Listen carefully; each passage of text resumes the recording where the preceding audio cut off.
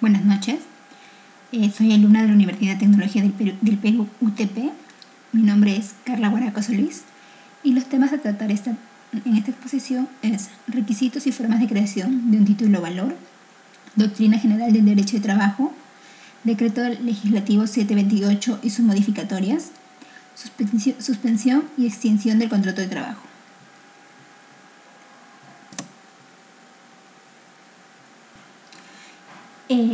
Hablando acerca de cada uno de los documentos que figuran como título o valor, tenemos por decir los requisitos formales esenciales de un pagaré.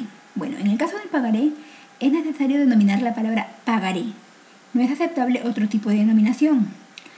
Es asimismo requisito señalizar la fecha de emisión, puesto que indica cuánto será el pago y el lugar de emisión, el cual determina dónde empieza a circular el título o valor. Si no se llenase este lugar, se presume que corresponde a la dirección del girador. También es necesario que figure en la promesa de pago, y si esta es de manera única o en varias partes. Debe figurar asimismo el nombre de la persona a favor de quien se realizan los pagos, la fecha de vencimiento y los vencimientos en caso de que este pago sea fraccionado, el lugar en el cual se realiza el pago, si fuese pago con un solo cargo, y los datos personales oficiales de la persona a quien lo firma. También tenemos, en este caso, requisitos formales esenciales del cheque.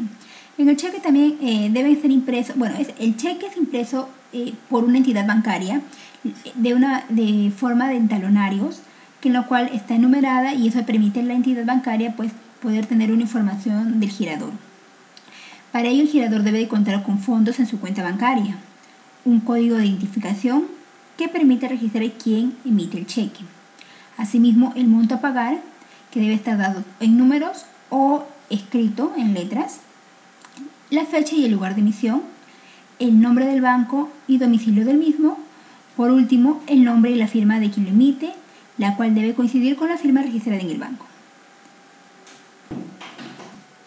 En lo que respecta a la forma de creación de un título o valor, este se sustenta en el artículo 3, que nos indica que la creación de un título o valor se hará por ley o por norma legal, distinta en caso de existir autorización para el efecto emane de la ley o conforme al artículo 276 de la presente ley. Las entidades encargadas, en este caso, de crear, emitir o negociar la adquisición de un bien, viene a ser la CONACEP, que es la Entidad Nacional Supervisora de Empresas de Valores, y la SBS, que es la Superintendencia de Banca y Seguros, quienes se rigen bajo la Ley 27287. Asimismo, tenemos sus principios cambiarios. Entre ellos tenemos incorporación. La incorporación de cada título o valor, en cada título o valor se incorpora derechos y documentos. Al momento de transferir un título, se transfiere en ellos los derechos. Por ello es indispensable el documento para poder reclamar el derecho. Siendo el documento lo más importante, puesto que el derecho se encuentra incorporado y condicionado a este. Tenemos la legitimidad. En lo que respecta a la legitimidad, se encuentra relacionada con la incorporación, lo cual significa que debe exhibir tanto la persona que lo ejerza sobre legitimarlo. Existen dos tipos de legitimidad: legitimidad activa, que es la que se le da al titular o propietario del documento, quien es el que tiene el documento a su poder, y legitimidad pasiva, que es la persona que ha entregado el poder y ya no le corresponde. Quien posee el título o valor es quien figure como dueño del derecho, presentándose variaciones de acuerdo al tipo de valor, pudiendo ser nominativo, a la orden o al portador. Asimismo, tenemos la literalidad. Solo se considera lo que figure como escrito en el título o valor y en la hoja continua a esta. Se tiene en cuenta el texto que va inscrito en el texto que determine el alcance y la modalidad del derecho y sus obligaciones contenidas. No hay forma de que se exija un derecho o de ningún modo las partes podrán alegar derechos que no estén estipulados en dicho acuerdo. Es necesario, por lo tanto, plasmar en el documento cualquier variación que modifique el derecho.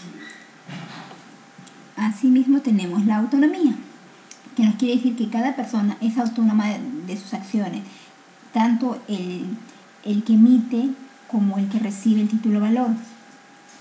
Cada persona que interviene en un título valor es independiente y es distinta a los demás que participan en la relación cambiaria. Continuamos con la formalidad. Todo título valor debe ser considerado como tal. Debe de contener los requisitos exigidos por la ley en función a los diferentes tipos de título valor. Deben ser entregados de manera de formularios impresos en papel. No es aceptable ningún tipo de enmendaduras, correcciones, borrones, rasgones o cualquier tipo de fisuras que pueda dar a entender que ha tenido algún tipo de modificación. El título valor debe estar impecable al momento de querer pasarlo o pasarlo de una persona a otra. Es requisito indispensable que los títulos valores contengan el nombre del título, la fecha y lugar de emisión, prestación y derecho del título, lugar de cumplimiento y la firma del emisor. Y por último tenemos la circulación, que deben ser consignadas a la libre circulación, pudiendo ser así transmitido de una persona a otra. ¿Qué nos quiere decir? Que el título valor puede pasar de una persona a otra siempre y cuando tiene como requisito el principio de circulación. Siguiendo con la exposición, tenemos lo que corresponde a la doctrina general del derecho al trabajo. Para empezar con esto se ha tenido en cuenta las fuentes del derecho al trabajo. Bueno, se denominan fuentes de derecho a las normas que sustentan el ordenamiento jurídico en su conjunto.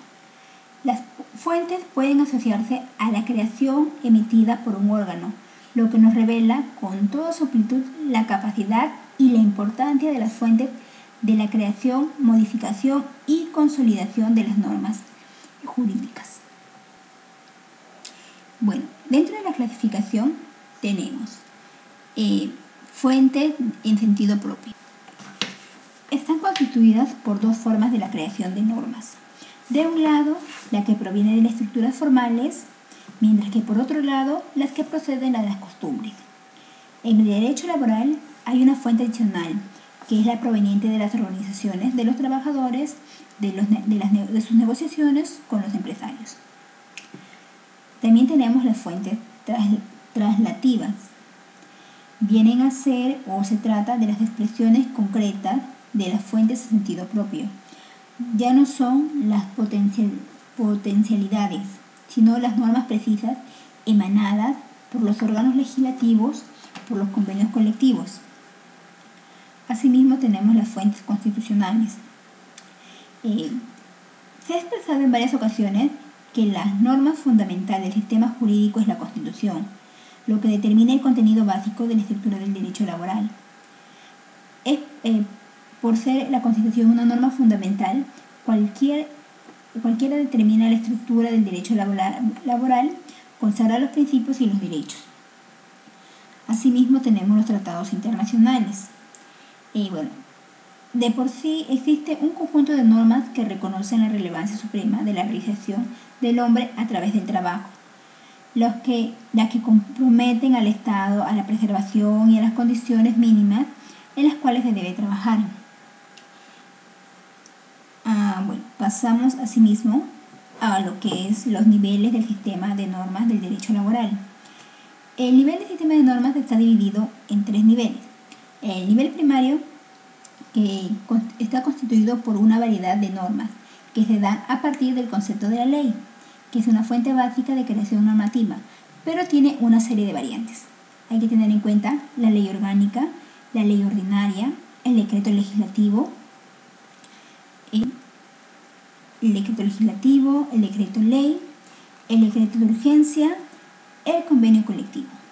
En segundo nivel tenemos, está conformada por las normas que dan soporte y coherencia a las normas fundamentales por su característica de desarrollo.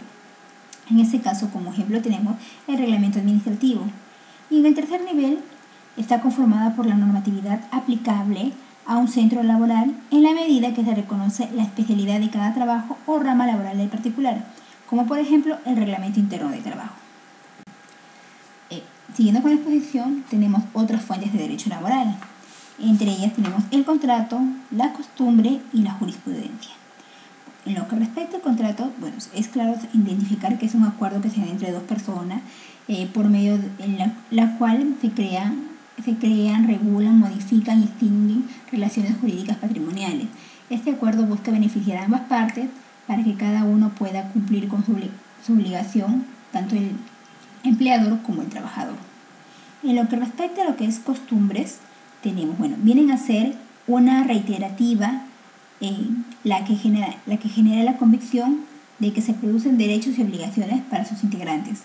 Se constituye de la combinación, la repetición generalizada de una conducta determinada y la creencia que surge de ella. Asimismo tenemos la jurisprudencia, que viene a ser un conjunto de fallos y sentencias formulada por los tribunales de justicia, los cuales sirven de guía para aplicar a escenarios similares que se presenten. Es una interpretación jurisdiccional del derecho positivo compuesto por el conjunto de fallos judiciales y en ocasiones administrativas. Tenemos las fuentes del derecho laboral. Las fuentes del derecho laboral están constituidas por la Constitución Política de Perú. La Constitución Política consagra al trabajo como la dualidad, por un lado, y por el otro al derecho. Y el derecho, a su vez, como un deber. Asimismo, señala la libertad del trabajo, entendida como la capacidad de toda persona para elegir su actividad ocupacional profesional, ya sea física o mental. Se deben establecer los contenidos esenciales en la institución jurídica.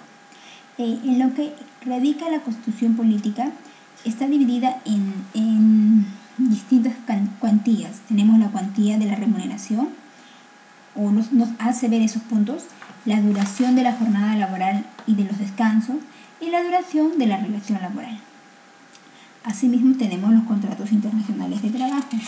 Los tratados internacionales de trabajo vienen a ser acuerdos que se dan entre dos o más estados, los cuales deben ser incorporados en la legislación nacional por medio de la aprobación y ratificación de los organismos correspondientes. Según la Constitución, estos tratados tienen igual jerarquía que una ley.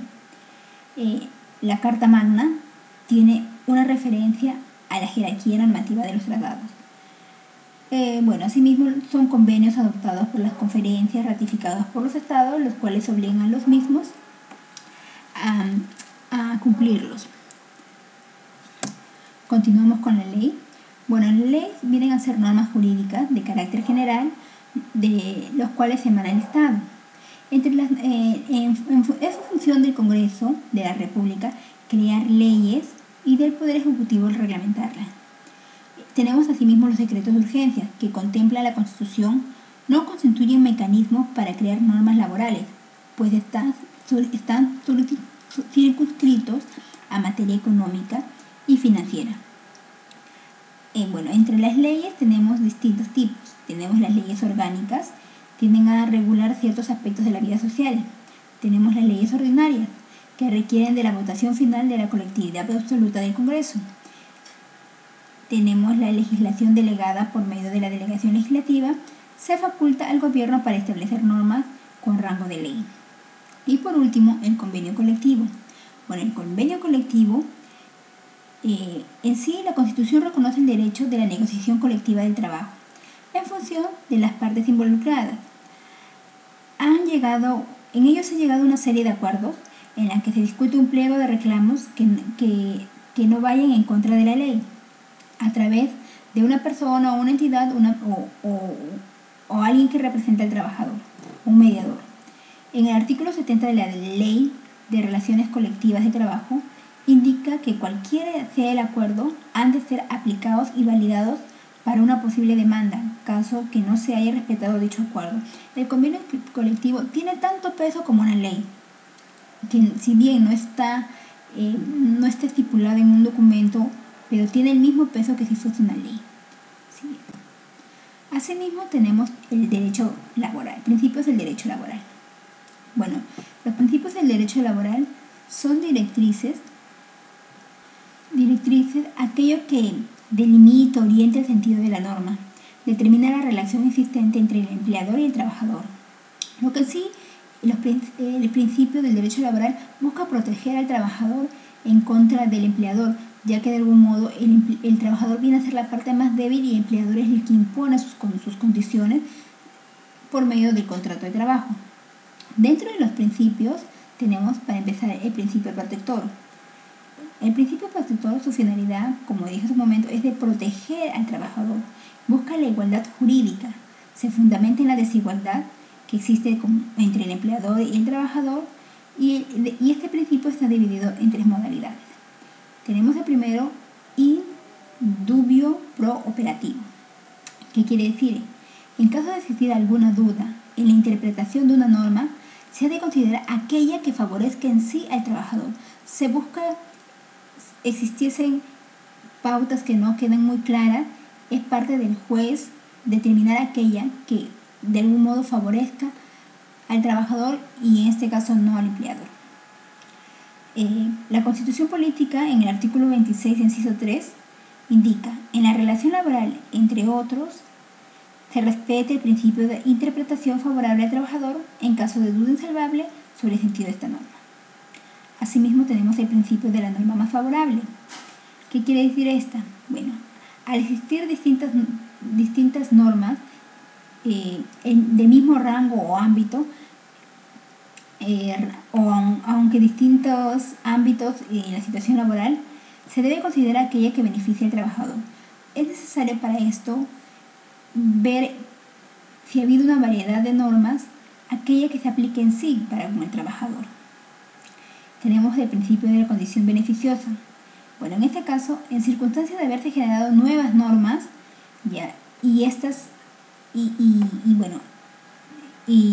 que cambiasen en gran medida la anterior, se ha de buscar aquella que beneficie en sí al trabajador. Como hemos podido ver, el principio protector, su función primordial es beneficiar al trabajador en todos los sentidos, con las nuevas normas, las que existan o las que estén ya pasadas.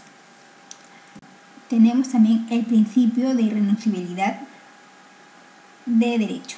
Bueno, este principio en sí nos indica que un trabajador o una persona que labora bajo una remuneración no puede renunciar de ninguna u otra manera a sus derechos establecidos por ley.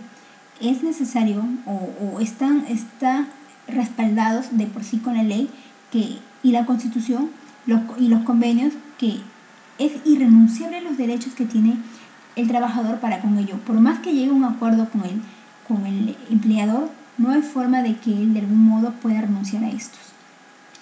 Tenemos así el principio de continuidad de relación laboral. El derecho laboral establece la relación del trabajo existente entre el empleador y el trabajador. Su finalidad es proponer relaciones laborales estables que permitan ofrecer al trabajador seguridad, confiabilidad en lo que respecta a la relación jurídica con respecto a la estabilidad laboral. ¿Qué nos quiere decir?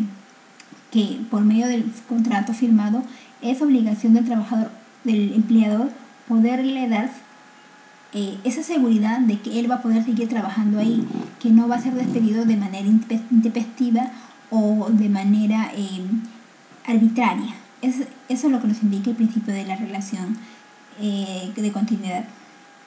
Tenemos asimismo el principio de supremacía de la realidad. Bueno, esto se aplica en caso de discordancia entre los hechos y aquello que es plasmado en un documento. Si bien en un contrato se ha indicado una cosa, y es otra lo que hace el trabajador, hay que tener en cuenta lo que se está haciendo, los hechos en sí, debiendo dar preferencia a los hechos, puesto que ellos es lo que da en lo que se hace en sí. Este principio se encuentra establecido dentro del Código de Trabajo en el artículo 8. Tenemos también el principio de la razonabilidad. Hay que tener en consideración para esto que la persona en sí tiene que tener el criterio y la razón, utilizar en sí la razón para poder determinar qué es lo que tiene que hacer. Es necesario definir el alcance que debe aplicar a una determinada situación para no generar malos entendidos y, bueno, en todo caso, injusticias y hasta el despido. También tenemos el principio de la buena fe.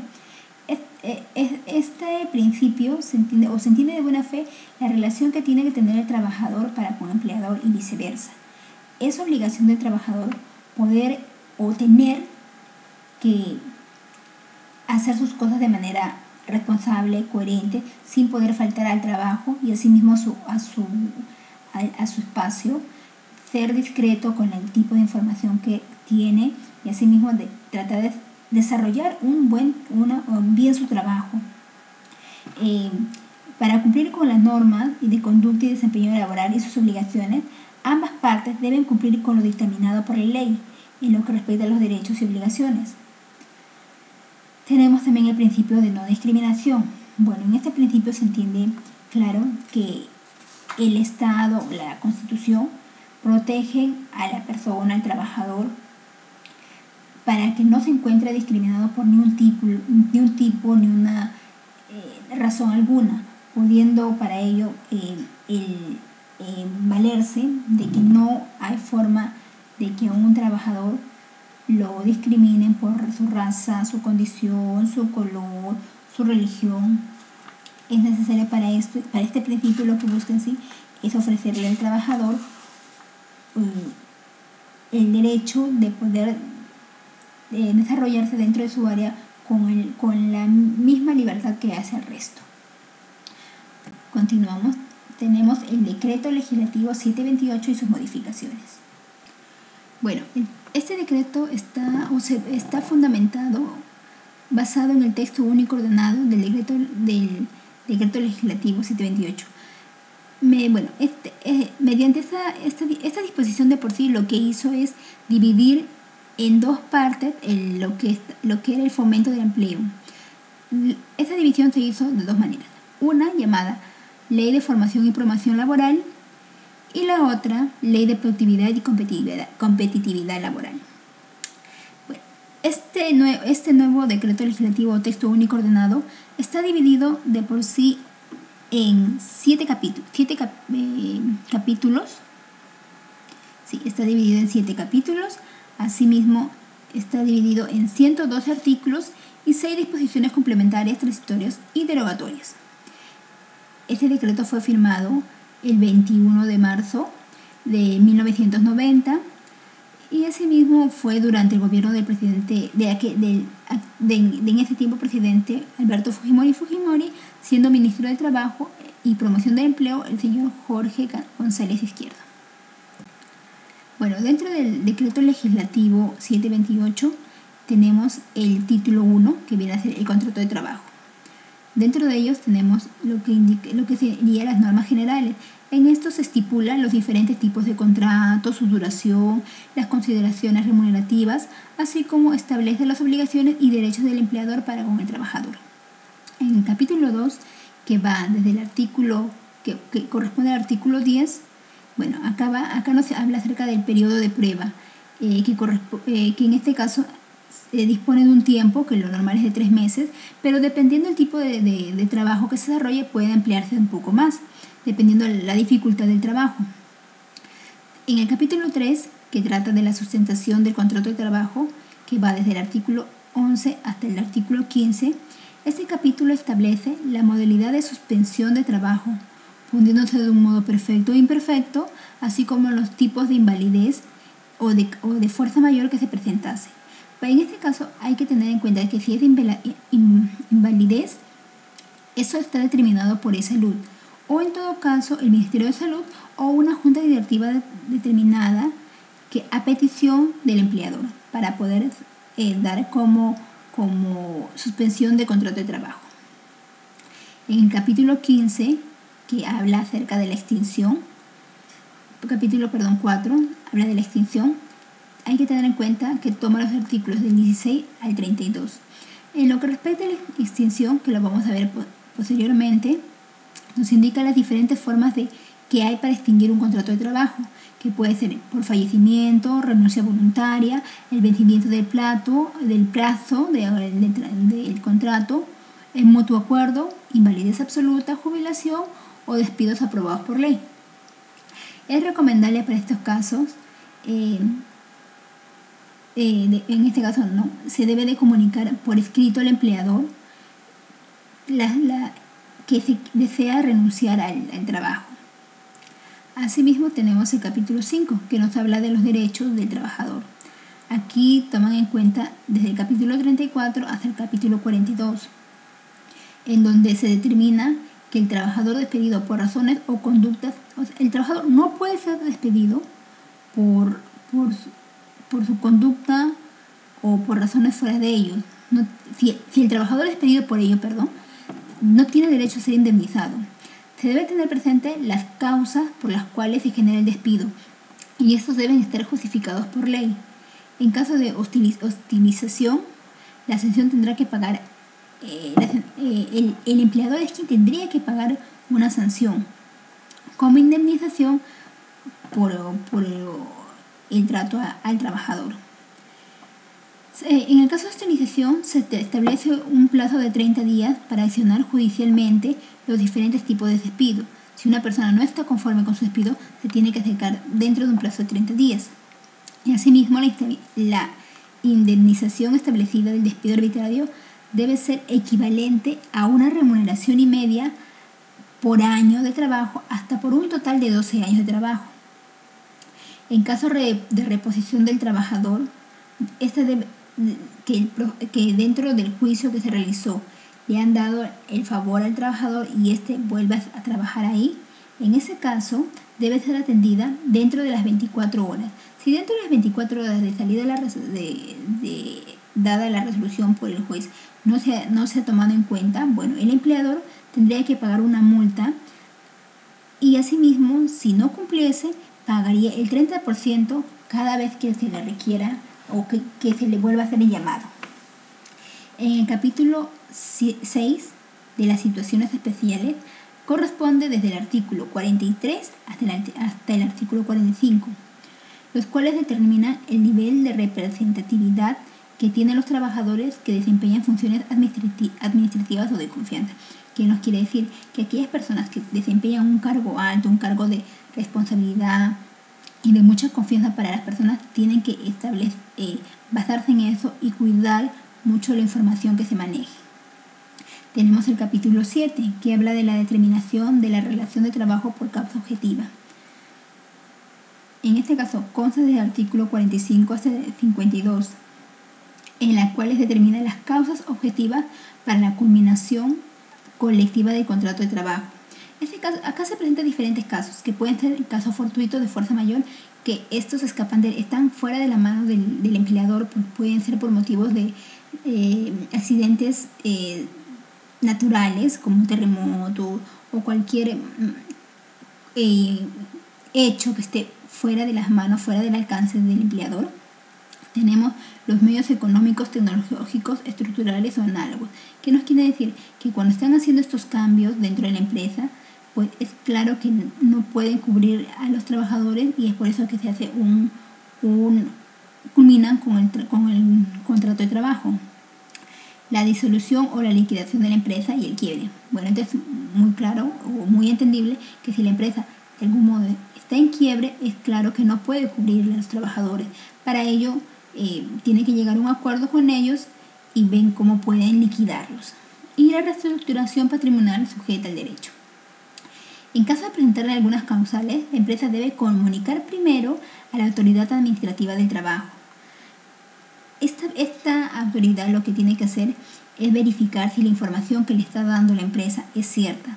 Si fuese así, asimismo la autoridad administrativa reporta o comunica a los empleados en un plazo de 48 horas la situación de la empresa, y establecen un acuerdo entre ellos en la cual la empresa se compromete a cubrir los gastos, sus pagos correspondientes, para que puedan desarrollarse dentro de el tiempo que la empresa se demore o tarde en cerrar. Continuando, tenemos el título 7, que nos habla acerca de los contratos de trabajo sujeto a modalidad. En el capítulo 1 habla del ámbito de aplicación. Aquí nos habla de los diferentes tipos de los contratos en su aplicación, que va desde el artículo 53 hasta el 56, y nos determina, va en función a las necesidades del mercado. Tenemos contratos de naturaleza temporal. Estos contratos nos dicen que sencillamente por un tiempo, contratos de naturaleza accidental y contrato de obras y servicios. Posteriormente le va a detallar cada uno de estos. En el capítulo 2 habla acerca de los contratos de naturaleza temporal. Aquí nos dice que estos contratos se da por inicio o incremento de la actividad. Si la empresa de algún modo tiene mayor actividad en un determinado tiempo, puede contratar o puede valerse de ese tipo de contratos. De ahí tenemos el contrato por necesidad de mercado. Ese se celebra entre el empleador y el trabajador debido al incremento de la producción por motivo de un incremento de demanda, que normalmente puede ser en unas fechas, en épocas festivas o épocas donde la demanda incrementa. Entonces sí se pueden valer de este contrato para poder trabajar y asimismo de algún modo asegurar al trabajador. El contrato debe de indicar las causas que determinen la contratación temporal. También tenemos el contrato de renovación empresarial. Este se celebra en función a la modificación de las actividades que puede sufrir la empresa o cualquier transformación en el sector estratégico, táctico o técnico. Tenemos el capítulo 3, contratos de naturaleza accidental. Acá tenemos el contrato ocasional, que se da de manera transitoria entre el empleador y el trabajador y tiene máximo una duración de 6 meses al año. Después tenemos el contrato de suplencia. Se utiliza a causa de la falta de un trabajador estable. Si por alguna razón un trabajador se tiene que retirar de la empresa por enfermedad o por un accidente dentro del trabajo, está estipulado por ley que entre otra persona a cubrirlo. Eso sí, cuando la persona regrese, este contrato se termina y la persona que entró a suplirlo sencillamente se retira o puede ser acomodado en otro puesto de trabajo. Y así tenemos el contrato de emergencia. Se da en caso de casos fortuitos o de fuerza mayor, que por alguna u otra razón, emergencias, hay que contratar a un personal. Tenemos el capítulo 4, contratos para obras o servicios. En el caso de contratos para obras, determinado o servicio específico, este contrato para obras está en función al tipo de obra y el tiempo determinado de esta, que asimismo puede ser renovable o no según las veces que se requiera. En el contrato intermitente suelen ser contratos permanentes pero discontinuos. ¿Qué nos quiere decir? Pueden efectuarse con el mismo trabajador teniendo el derecho de la contratación, el cual opera de manera automática. Si una persona ha trabajado en una empresa y posteriormente hay cupo para que vuelva a trabajar, no existe problema alguno. Puede entrar y como ya tiene una referencia anterior, él va a ser siempre el que va a tener el derecho o el privilegio de ingresar primero o automáticamente. Tenemos el contrato de temporada. Este se realiza en épocas exclusivas en el año, por decir, en verano, en determinadas épocas, y son repetitivas años por años. En él se debe indicar por escrito la duración de la temporada, la naturaleza de la actividad de la empresa y la naturaleza de las labores a realizar. Al ser un contrato más de 2 veces consecutivas, si dos veces una persona vuelve a firmar este contrato, el trabajador tendrá derecho a ser contratado en la siguiente temporada. Tenemos el capítulo 5, requisitos formales para la validez de los contratos. En este caso, requisitos formales se tratan desde el capítulo 72 y 73, y han de ser por escrito y deben tener 3 copias, debiendo figurar en cada uno las causas objetivas y las condiciones de la relación laboral. Una de las copias se presentará a la autoridad administrativa antes de los 15 días celebrados. También tenemos las normas comunes, capítulo 6. Se puede celebrar distintas modalidades de contrato en un mismo lugar de trabajo para un mismo trabajador.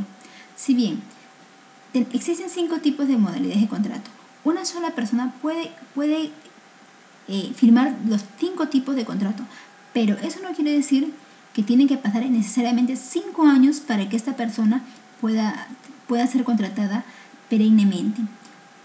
Tiene 5 años para poder definir o tomar distintos tipos de contrato. Es lo que especifica la ley.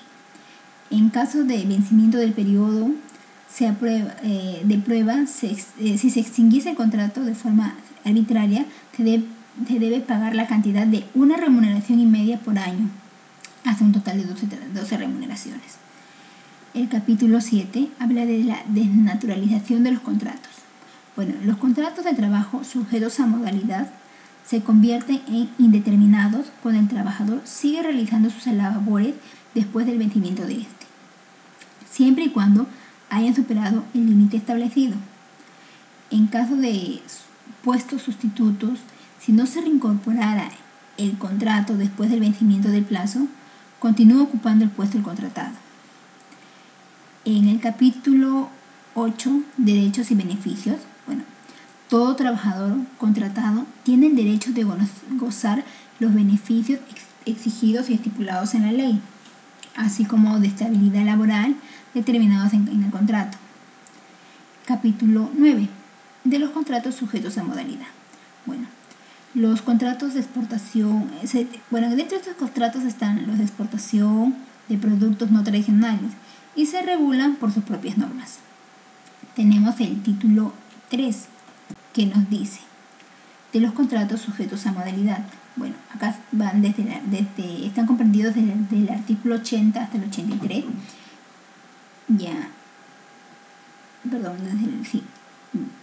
Y asimismo nos habla acerca del título 3.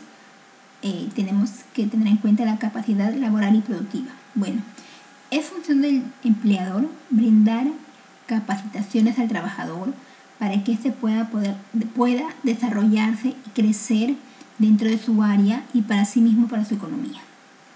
Tenemos el capítulo 4, que habla del trabajo a domicilio. Bueno, se realiza en el domicilio del trabajador sin supervisión alguna.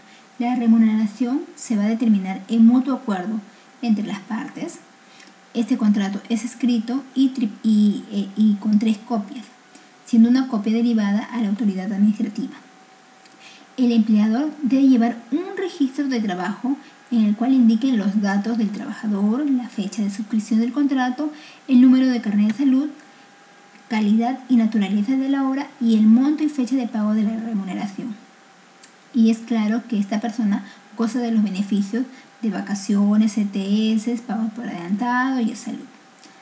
Tenemos el título 5 de las empresas especiales. Bueno, acá en el capítulo 1 de las empresas de servicios temporales se entiende como empresas especiales aquellas que terciarizan sus actividades. Dichas empresas deben ser legalmente constituidas como persona jurídica y debe contar con un número de trabajadores que no supere el 50% del total de trabajadores.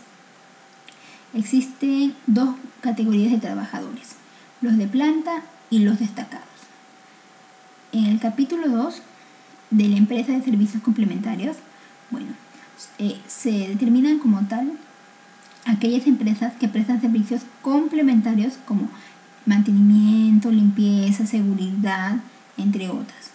Las empresas han de firmar un contrato por escrito en donde debe figurar las labores a realizar durante la duración y las características de este. Tenemos el título 6, que habla acerca de la programación de reconversión productora para empresas del sector urbano, informal urbano. Bueno, en este caso se ha de tener en cuenta aquellas empresas que de algún modo son informales. Lo que busca el Estado es determinar bases para poder a estas empresas capacitarlas, ayudarlas para que puedan entrar a estos programas y asimismo puedan mejorar, surgir y dejen de ser informales. Tenemos el título 7, disposiciones complementarias, transiciones y derogatorias. Bueno, estas disposiciones en total están divididas en 5 disposiciones y bueno, en cada una de ellas se explica las variaciones que ha tenido el decreto ley. Y por último tenemos las modificaciones. Podemos ver que ha habido constantes modificaciones, como por ejemplo en el artículo 6 en el artículo 29, el artículo 30, capítulo 5, el título 7 y así la primera disposición derogada por la primera disposición transitoria. Y último tenemos la modificación del artículo 77, 78 y 90 y la octava de la final. Bueno, en este caso son variaciones que se han realizado con la finalidad de mejorar la ley del trabajo. Pasando a otro tema, tenemos suspensión del contrato de trabajo. En este sentido, vamos a tomar en cuenta el marco teórico, que es la ley 728, y el decreto supremo 003. Bueno, aquí nos habla acerca de la suspensión del trabajo, que si se entiende como suspensión viene a ser la interrupción, el cese que hay entre una y otra persona en la firma del contrato de trabajo, mediante el cual un trabajador deja de prestar sus servicios por causas justificadas en ley, ¿no? Asimismo, bueno, existen diversas formas de suspensión. Tenemos entre ellas por su origen. Y dentro de su origen tenemos las voluntarias. En este caso se da de dos formas, unilateral o bilateral. En lo que es unilateral lo realiza una sola persona, que quiere decir en este caso puede ser o el empleador o el trabajador. Y la bilateral, como su nombre lo indica, es un acuerdo que se da entre las dos partes. Tenemos también la normativa. Se da de tres formas, que es de manera legal, la cual es impuesta por la ley. En este caso la norma es dada por las partes. Tenemos por su alcance y asimismo tenemos por su alcance y tenemos por su alcance están determinadas en dos formas: absoluta, que se da en la suspensión total del contrato de trabajo, cuando se extingue por completo el contrato de trabajo, o relativa, que implica cierta reducción del contrato de trabajo por determinado tiempo. También tenemos las clases de suspensión del contrato de trabajo. Bueno, tenemos dentro de esta suspensión dos tipos: perfecta e imperfecta. ¿Cuándo se dice que es una suspensión perfecta? Bueno, cuando existe un cese temporal establecido por ambas partes, en la que el trabajador deja de prestar sus servicios y el empleador deja de pagar sus remuneraciones. Esto sucede en el caso de que haya existido una sanción, haya existido una falta por parte del trabajador. Y la suspensión imperfecta, eso ya está establecido por ley, en la cual el empleador tiene la obligación de pagar su remuneración al trabajador. ¿Y cuándo se da esto? Bueno, se da en caso de que existan vacaciones, descanso prenatal, postnatal o invalidez temporal, las cuales están sujetas a ley. También tenemos las características de la suspensión. Bueno, existen dos tipos: por causalidad, en este caso debe de existir una causa válida suficiente para que se pueda extinguir o se dé por suspendido el contrato de trabajo, y estas causas deben estar estipuladas y determinadas, validadas en la ley. Es claro que las causas de suspensión deben ser informadas al trabajador, siendo estas lo suficientemente entendibles. Y tenemos de temporalidad. Bueno, esta van de la mano y en proporción con la causa de la suspensión, debido a que si se tomase demasiado tiempo, por dar un ejemplo, si se tomase demasiado tiempo una persona en retornar a su trabajo, entonces la persona que ha entrado o demasiado tiempo en retornar a sus obligaciones, bueno, se tendrá que dar por extinto el contrato de trabajo, ya que no estuviese cumpliendo con sus obligaciones. También tenemos causas de suspensión del contrato de trabajo. Bueno, esas de acuerdo al artículo 22, en la cual se señalan las causas. Tenemos por invalidez temporal. Y la invalidez temporal, a su vez, se divide en invalidez absoluta temporal y invalidez parcial temporal.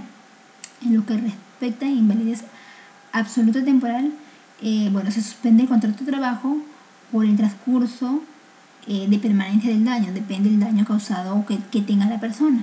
Y en la invalidez parcial temporal se da solo en el caso que de alguna manera afecte o impida el desempeño del trabajador dentro de su área.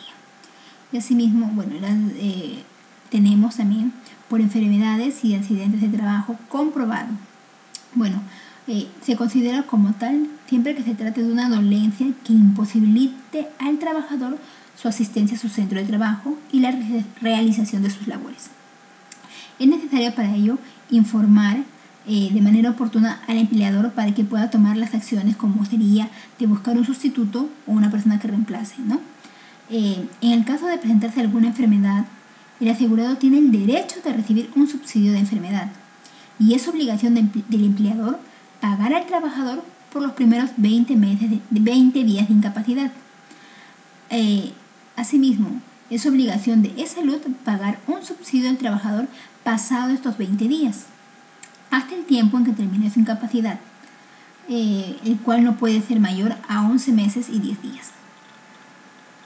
Del total de subsidios que recibe un trabajador es por un periodo de 500, el total de monto que va a recibir es de 540, o el periodo, perdón, de 540 días dentro de 36 meses. También tenemos la maternidad dentro del descanso prenatal y postnatal. Bueno, es claro saber que este tipo de suspensión está o se puede determinar, ya que una persona que esté dentro de pasando por este hecho, se sabe en sí cuándo es la fecha que le corresponde. Separar, pues, ¿no? Como seguía diciendo, si bien este tipo de suspensión pueden ser determinadas porque se puede conocer con exactitud la fecha en que inicia el descanso, bueno, este derecho de la trabajadora es de contar con 45 días de descanso prenatal y postnatal. Asimismo, en casos de nacimientos múltiples, se extenderá la fecha 30 días más. Tenemos el descanso vacacional. Bueno, sabemos que la ley de por sí establece un descanso vacacional para un descanso o vacaciones para todo trabajador, el cual cuenta con 30 días al año, en un año, lo que representaría un mes, para poder hacer valer este descanso. Este descanso puede ser, como se indicó, completo de 30 días o puede hacerlo en parte. Eso ya depende del acuerdo que llegue con el empleador. También tenemos la licencia por cargos cívicos o servicio militar obligatorio. En este caso tenemos los parlamentarios, ¿no? Que al ser elegidos como tal, disfrutan de una licencia, pero sin goce de sueldo, por el tiempo que dure su mandato. Asimismo tenemos los regidores, los cuales ejercen su cargo, gozan de licencia hasta 20 horas a la semana, pero dentro de ese tiempo solo tienen que hacer sus labores como regidores. Ya. Después tenemos los del servicio militar. Bueno, este servicio ya no tiene carácter obligatorio. En caso que laboren en el sector público, se otorgará licencia con goce de remuneración en el tiempo de instrucción y entrenamiento o en casos graves como movilizaciones y amenazas. También tenemos causas de suspensión de contrato de trabajo. Bueno, entre las causas de suspensión de contrato de trabajo tenemos el permiso y la licencia para el desempeño de cargos sindicales. Bueno, en este caso nos indica que todo trabajador que participe en un sindicato tiene el derecho a sus beneficios sociales, a su jornada de trabajo. Si bien el Estado o la empresa le tiene que pagar o le tiene, que dar permiso para participar en estas actividades, asimismo ese tiempo que él tome para esas actividades son remuneradas. Ya, no obstante, el empleador está obligado a otorgar permisos por un total de 30 días al año. No se considera dichas licencias cuando existen convenios colectivos más favorables. Tenemos sanciones disciplinarias. Bueno, estas están dadas por parte del empleador. Él establece, por medio de directrices, cuáles son las sanciones o las faltas que el trabajador haya cometido dentro de sus labores, y en función de eso estipula una sanción, un castigo, una multa, un descuento, o llegase a ser el caso extremo, un despido. Tenemos el ejercicio de derecho a huelga. Pues si bien se sabe, viene